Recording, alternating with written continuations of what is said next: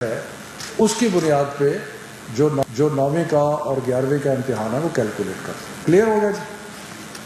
اب آ جائے جی تیسری کیٹیگری پہ. اب ہم نے سوچا تھا کہ جنہوں نے گریڈ 10ویں کا اور 12ویں کا امتحان دینا ہے ان کے ساتھ کیا کیا جائے. تو ان سے فیصلہ یہ ہوا ہے کہ جنہوں نے اپنے کلاس 9 کے اور کلاس 11 کے سارے مضمون پاس کیے ہوئے ہیں ان کو پروموٹ کر دیا جائے. جنہوں نے اپنے 9ویں کے اور 11ویں کے جنہوں نے اپنے 9ویں کے اور 11ویں کے سارے امتحانات جو ہیں وہ سارے سبجیکٹ جو ہیں وہ کلیئر ہیں ان کو 9ویں اور 11ویں کی پرفارمنس کی بنیاد پہ جج کیا جائے. یعنی کہ وہ 11ویں کے بعد یونیورسٹی میں بھی جا سکتے ہیں. باقی صرف اس میں ایک ہم نے ایڈیشنل کیا ہے کیونکہ ہمارا جو پچھلے مختلف بورڈز کے جو امتحانات کے حساب کتاب لگایا گیا تو اس میں دیکھا گیا کہ 9ویں کے مقابلے میں 10ویں کا رزلٹ بہتر ہوتا ہے اور 11ویں کے مقابلے میں 12ویں کا رزلٹ بہتر ہوتا ہے. تو اس لیے ہمیں وہ ایک اسٹیٹسٹیکل فارمولا اپلائی کر کے اور اس میں یہ فیصلہ کیا گیا کہ جن کو 9ویں اور 11ویں کی بنیاد پہ پروموٹ کیا جا رہا ہے ان کے نمبروں میں 3% اضافہ کر دیا جائے گا. اور یہ جو 3% اضافہ ہے یہ پرانے امتحانات کے سارے جو حساب کتاب لگا کے اس میں دیکھا گیا کہ یہ 3% اضافہ جو ہے یہ کنسسٹنٹ ہے اسٹیٹسٹک سے کہ 12ویں کا رزلٹ اور 10ویں کا رزلٹ 9ویں اور 11ویں کے مقابلے میں زیادہ بہتر ہوتا ہے. ٹھیک ہے جی.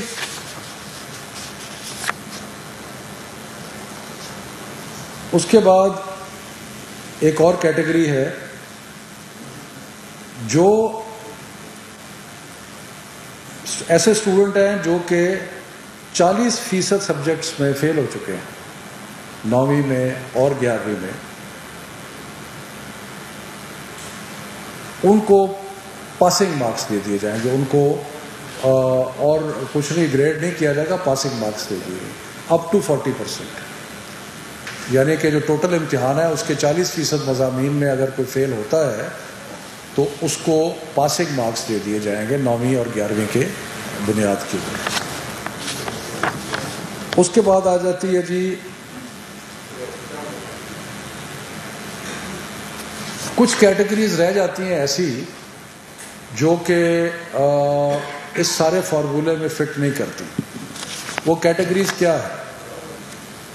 ایسے لوگ جو کہ اپنے 11ویں کے امتحان پہ سیٹسفائیڈ نہیں ہیں. وہ سمجھتے ہیں کہ اگر ہمیں موقع ملتا تو ہم 12ویں کے امتحان میں اپنی گریڈ کو مزید امپروو جو ہے وہ کر سکتے تھے. ایک کیٹیگری یہ ہوگی. دوسری کیٹیگری یہ تھی کہ جن لوگوں نے 11ویں کا امتحان نہیں دیا تھا لیکن وہ کمپوزٹ امتحان دے رہے تھے 12ویں کا اور ان کے پاس 11ویں کا رزلٹ ریلائی کرنے کے لیے نہیں ہے. یہ دوسری کیٹیگری ہوگی. تیسری کیٹیگری وہ تھی جو چند مضامین میں امتحان دینا چاہتے تھے. مثلا کئی لوگ ہیں جو میڈیکل سے انجینئرنگ میں آ کے میتھمیٹکس کے امتحان دینا چاہتے ہیں اور وہ سارا امتحان نہیں لے رہے تھے, وہ چند مضامین میں امتحان لے رہے تھے. اور چوتھی کیٹیگری ان کی ہے جو 40% سے زیادہ مضامین میں فیل ہو گئے تھے. یعنی کہ وہ پاس مارکس کی اس میں نہیں آتے.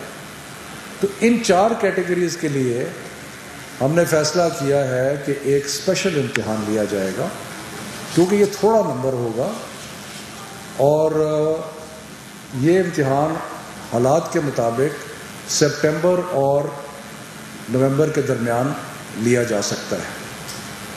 میں پھر ریپیٹ کرتا ہوں کیونکہ بہت سارے لوگ دیکھ رہے ہیں اس چیز کو, خاص طور پہ بچے ہمارے دیکھ رہے ہیں کہ اسپیشل ایگزامز کن کے لیے ہوگا.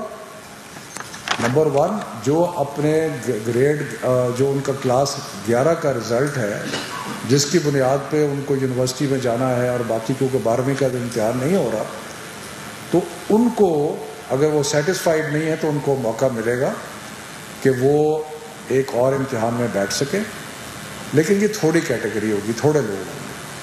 دوسرے وہ کہ جو کمپوزٹ امتحان دے رہے تھے اور اس میں کئی پرائیویٹ اسٹوڈنٹس ہیں، باقی لوگ ہیں جو ایک ساتھ ہی 12ویں کا امتحان دے رہے تھے اور ان کے پاس 11ویں کا رزلٹ نہیں ہے، وہ ہو گئے۔ تیسرا کہ جو چند سبجیکٹس کا امتحان دے رہے تھے، اور چوتھا وہ کہ جو 40% سے بھی زیادہ فیل ہو گئے تھے تو اس میں ان کو ایک موقع دیا جائے گا۔ اس کے بعد جو امتحان کا ٹرانسکرپٹ ہوگا 12ویں کا، اس میں ٹوٹل نمبر دیے جائیں گے، اس میں سبجیکٹ وائز ٹرانسکرپٹ نہیں ہوگا، سبجیکٹ وائز ٹرانسکرپٹ نہیں ہوگا۔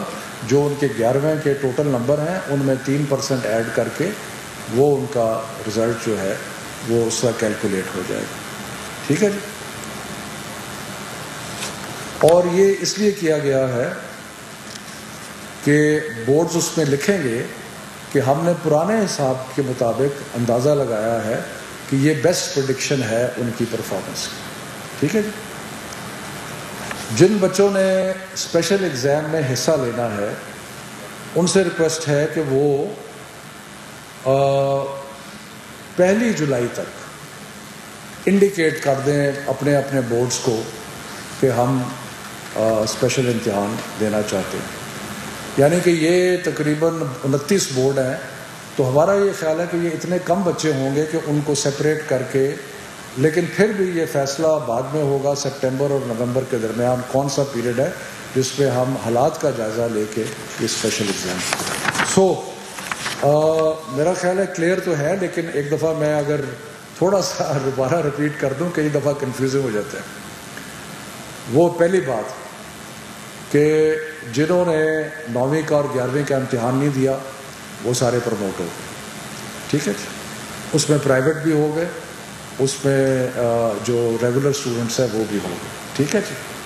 وفاقی وزیر شفقت محمود جو ہیں وہ بتا رہے تھے، اور اسپیشلی بچے بہت زیادہ پریشان تھے اپنے میٹرک ایگزامز کو لے کر۔ ان کا یہ کہنا تھا کہ وہ بچے جنہوں نے 9ویں اور